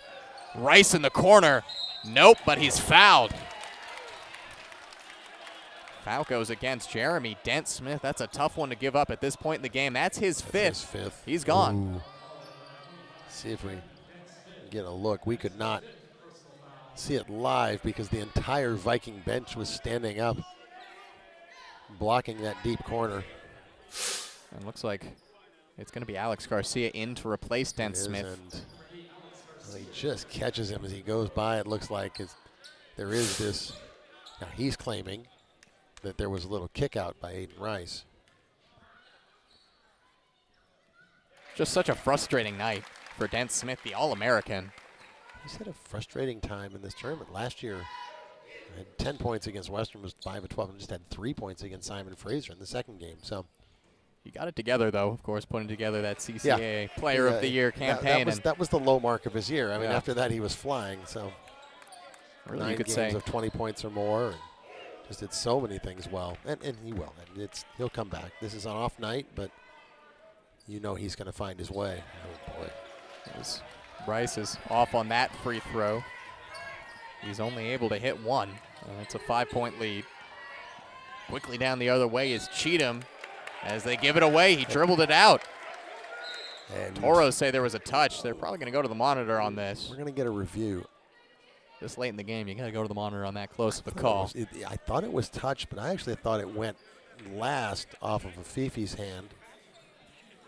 I wouldn't say that with any kind of certainty, but that was my first gut reaction to it. So the Vikings do get this call. What's the situation here? Minute 24, up 4. So clearly you definitely want to run some clock. You get it down inside 10 seconds for sure, so you get that shot with about a minute. I think you work something so that when that clock winds down, you get the ball to Will Wilson, maybe coming off of a curl or something so that he can turn and attack the rim. So we get a look in here at what the referees are seeing in the review booth. You see Cheatham driving in. Did that get a piece of Trevor White? That might have split the wickets, did. gone right through. It was close. That would have had to been quite a precision throw to get through Trevor White without touching him. Get a look here.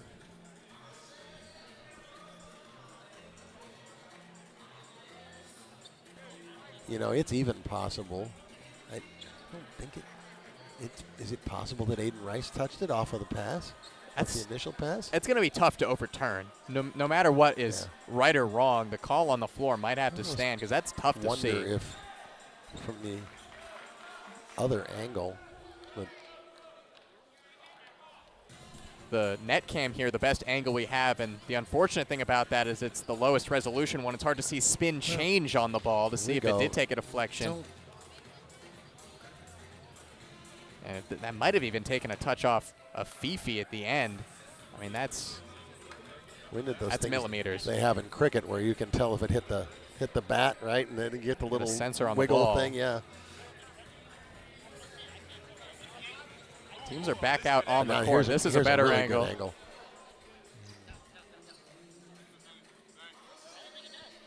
I don't think they can overturn that. I don't think that's enough.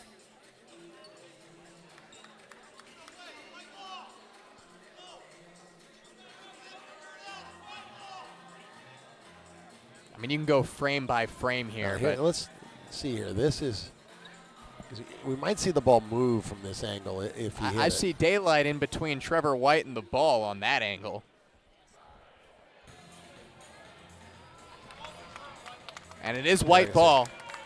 I don't think you could quite confirm anything there. It might have ticked off a Trevor Absolutely, White, but you did not see it in a clear enough way that you could overturn the original call. That's far too close to overturn. Call on the floor will definitely have to stand on that. Vikings have the ball.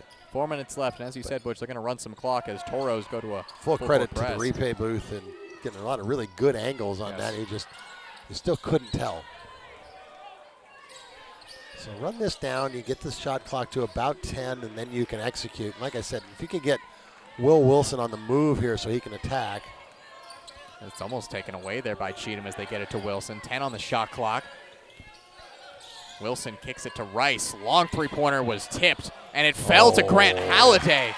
That is a fortunate rebound and putback, but the Vikings will definitely take it after Rice's three-point attempt was blocked. However it happened, it's the perfect possession for the Vikings. It is. You kill clock and you score. Quick three is needed for the Toros. They're not going to get it immediately, and Cheatham's going to go to the line. Oh, man. Another offensive rebound. That's 18 on the night. Doubling up the Vikings with 9. It's been the one statistical category that the Toros have really dominated the Vikings in. And to their credit, they go to the offensive boards very hard. Need them both here from Cheatham. Getting ready to come in is DJ Guest.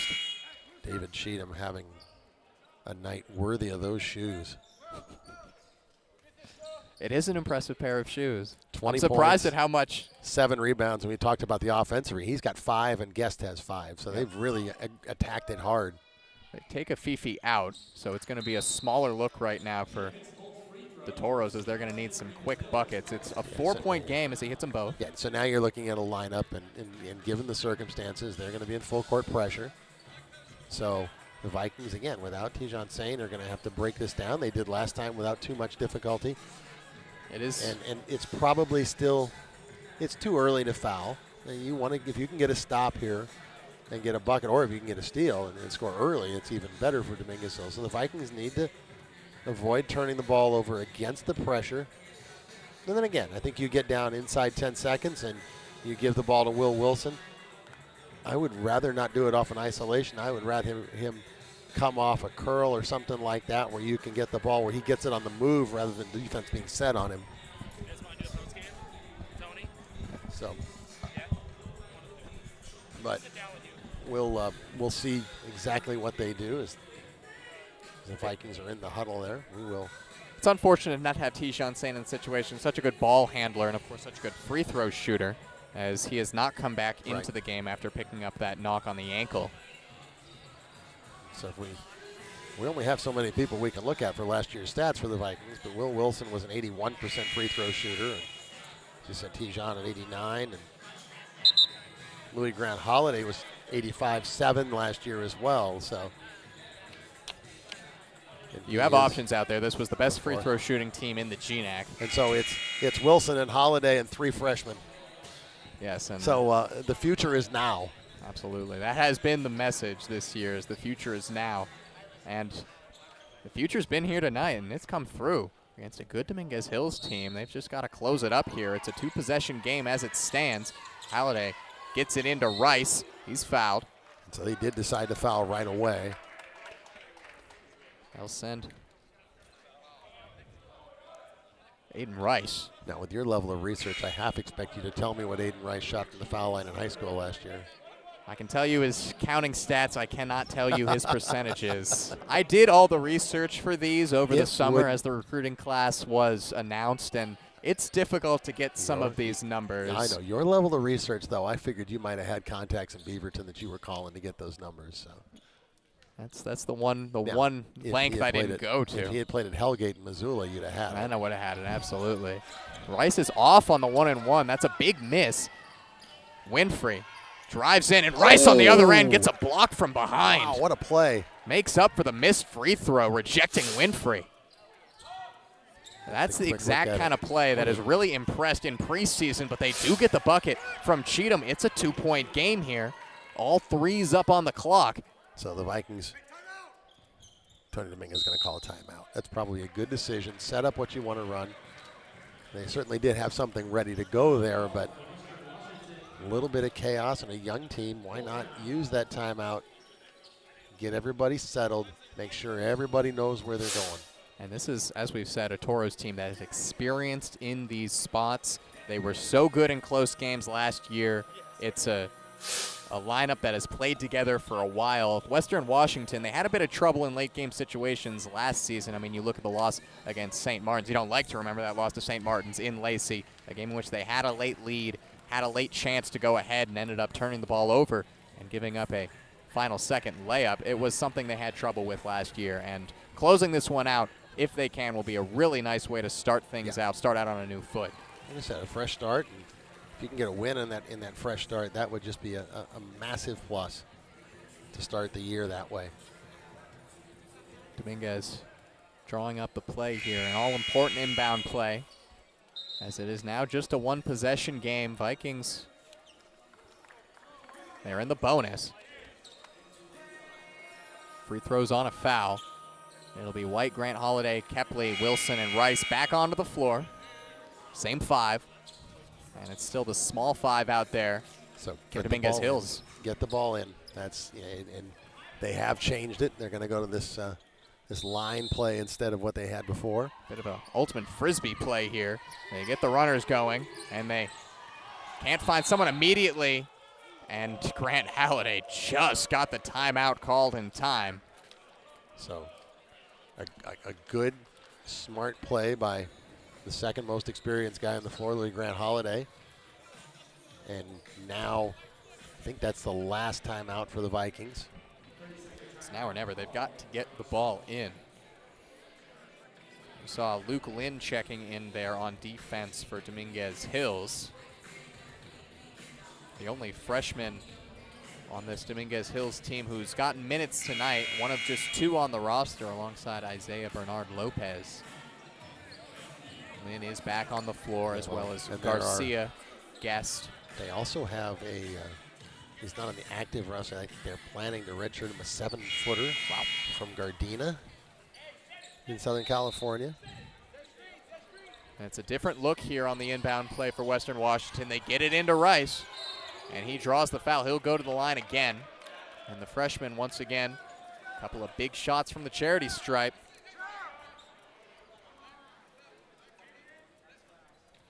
And so Dominguez Hills with the offense-defense substitutions will go back to Afifi and Winifrey. Take out Tan and Guest. So Aiden Rice. It's just 1 of 4 from the line so far tonight. Another opportunity at the line here. But he gets that one. Make that 2 of 5 now. Most important of the night. He can stretch this to a 2-possession game if he hits, as Garrett Levesque checks in, replacing Trevor White. So at the far end of the floor, outside of camera range, Hillstock is standing down on the baseline. He is guarded by Will Wilson. The second free throw goes. Rice gets them both. Extends it to 4. 30 seconds left. Toros got to go quick. Get a quick shot up. Winfrey hands it off to Cheatham. Cheatham straight down the lane and in. That's what he's done all night. 24-4 left in the game. Grant Halliday, no timeouts left. Gets it in just in time. He found Levesque, and a push is called. As Dominguez Hills were thinking they might have had Levesque trapped in the corner there, but they do commit the foul. And Levesque will go to the line. He's 2 of 2 on the night from the free throw line.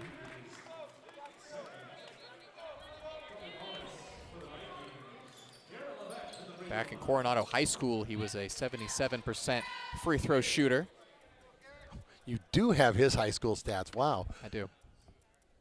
I was trying to race to find the. So last year at UTEP, he was 0 for 4. Of course, I have his percentage, and he misses the first. Still just a 2-point game, and it at most will be stretched to a 3-point game. One shot could tie it from the Toros, and he leaves that one short, and it's rebounded by Winfrey. It's just 2 points the difference. Garcia, space on the layup, and we have a tie ball game, 86-86. Wilson takes a shot with the shoulder from David Cheatham. He's going to go straight back to the line.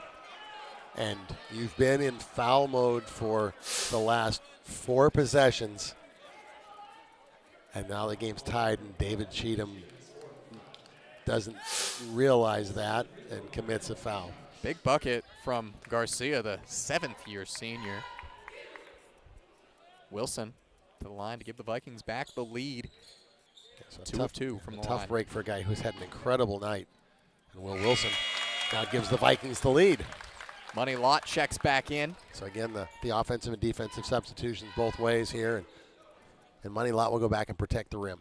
Wilson's got 22. Give the Vikings a 2-point cushion. He does. So now you just want to delay them getting the ball up the floor. Make them take time to the best extent you can. Watch Rice the weave again. Guarding Winfrey. They switch it to Cheatham. The leading scorer tonight has 2 more and 1.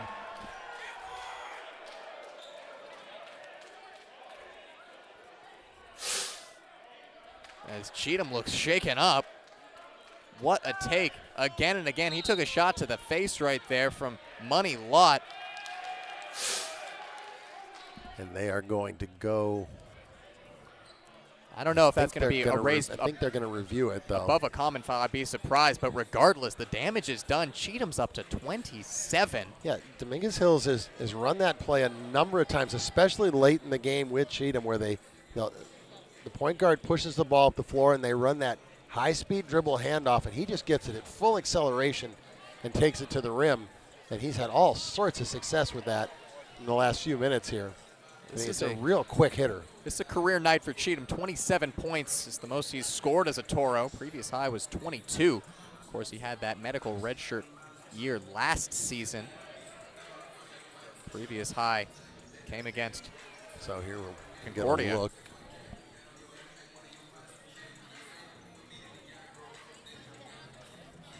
Yeah, you wouldn't think that that's going to be anything. He's going for the ball. He misses, and he gets him almost more with a finger than anything else. A player with any kind of normal wingspan that might go up to a flagrant foul, but with Lott's wingspan, he got all the way to the ball on that almost. No, he's reaching for the ball. And it doesn't, and at least in slow motion, that doesn't look like that's a particularly violent act swinging through. There's contact, but it's a reach, and the follow through on that reach has created the contact and thus the foul. Definitely agree, and it's not going to be elevated, it looks like. So it will be Cheatham going to the line to try to give the Toros their first lead since the 7-minute mark in this half. David Cheatham coming into this game a career 68% free throw shooter. 6 of 7 so far tonight.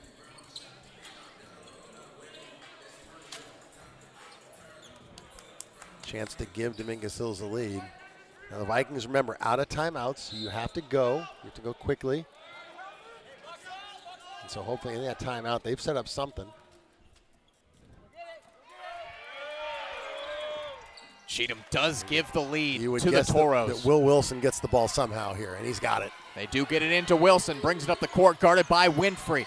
5 seconds left. It's going to come down to the last shot. Wilson drives in, gives it to Rice for the win. Yes! Aiden Rice in his first collegiate ball game as the winner. Wow! Does it remind you of like Jordan to Kerr or Paxson? Will Wilson had 23 points. He hands it off to the true freshman, Aiden Rice. I mean, everybody on the planet thought Will was going to take that, and the patience to at the last minute kick it out. That is incredible from Aiden Wow. Rice. What a way to moment. start a career. We're going to get you Tony Dominguez. Maybe we'll get you Aiden Rice, too. That is simply unbelievable. The freshman from Beaverton, a huge shot. The Vikings go to 1-0. They beat the Toros. We've got a long year ahead, but it's going to be tough to top what we saw tonight. Just an outstanding game both ways, too. Outstanding teams that you would hope have great years. And the Vikings make a run at the end of the first half, and then the second half was just an absolute slugfest. A well-deserved win. We're going to get head coach Tony Dominguez on the headset here in a second and hopefully try to get a word with Aiden Rice. Excuse me, we're going to get Aiden here on the mic. Aiden, welcome in here. What a moment. Take me through the emotions you're feeling right now. I just feel amazing. You know, trusting Will, he's a senior. He threw that ball to me. I shot it, all confidence, and it went in. Very happy. Our team battled all throughout the end. We missed some free throws, kept battling the whole way. That was a really great win. Proud of all of our players. Tell me about Will Wilson. He had 23 points tonight. He hands it off to you for the final shot. Yeah. Talk about what that means. I think that just means trust. Every day in practice, we lean on each other. In the final moments, that means a lot that he's able to pass it off to me when he's double teamed. Tijon Sane comes out of this game with an ankle injury. You come in to get some minutes. What's your mindset coming into here to your first collegiate game? We just got to step up every moment. Coach and I talked before the games. There's got to be a time where you're going to step up. Things are going to happen throughout the game. Glad I got my opportunity, and I was able to capitalize on it. Aiden, what a moment. What a shot. Great game. Thank you so much, man. Thank you so much.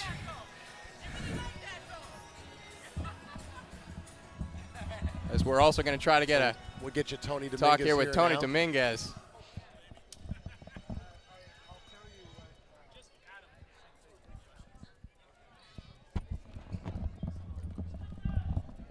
Tony, Yeah, thank you. sorry.